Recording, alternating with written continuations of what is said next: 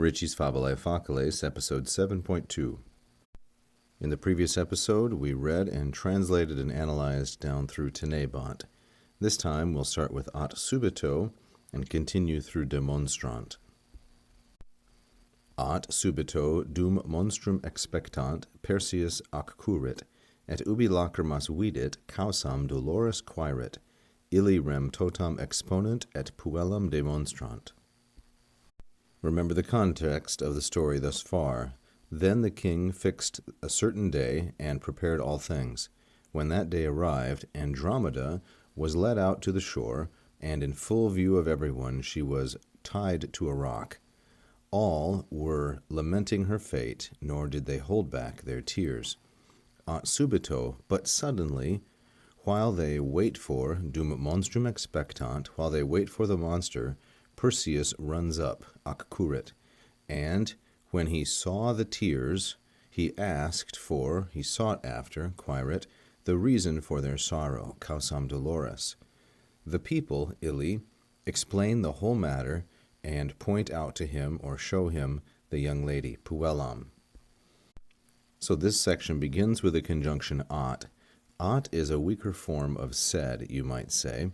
Not a form of sed, but it's similar to sed in meaning, yet not as strong and adversative. Subito is an adverb. That means suddenly, statim, or without delay, sine mora, like so. But suddenly, then we have a subordinate clause, dum through expectant.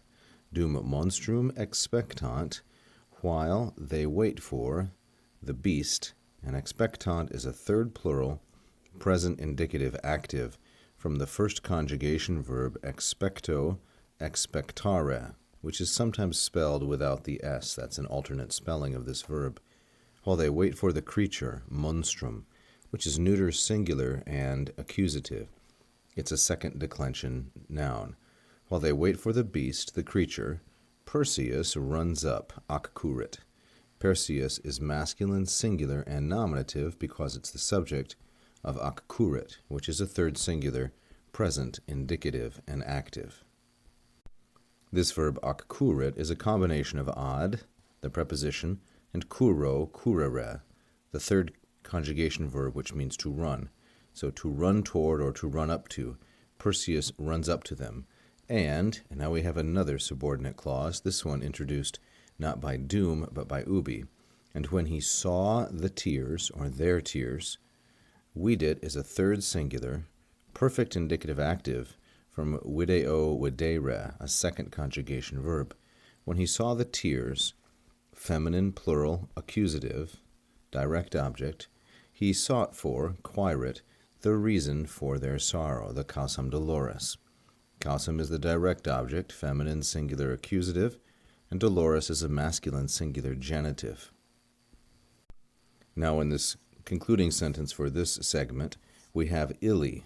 Illi is masculine plural nominative. Whenever you have ille, or illi, the plural form, illa or illi, what we have is the statement of a new subject. Those people, that is, the ones whom Perseus was asking, they explain, exponent, rem totam, the whole circumstance, which is feminine singular and accusative. They explain the whole circumstance, and they point out or they show him the young woman, puellam. This, of course, is a reference to Andromeda. She's the puella, and this is a really simple sentence, as you can see. But it's very good practice in this simple story. We have subject, object, verb, conjunction, object, verb. Demonstrant is first conjugation, demonstro, demonstrare, like so. You can see it's cognate with monstrum. So what do they point out? They point out the thing being pointed out, you might say, the monster. And exponent is third conjugation. And what we have here is the photo of a painting of Athena. Athena is the goddess who helps Perseus and the other heroes in their quests.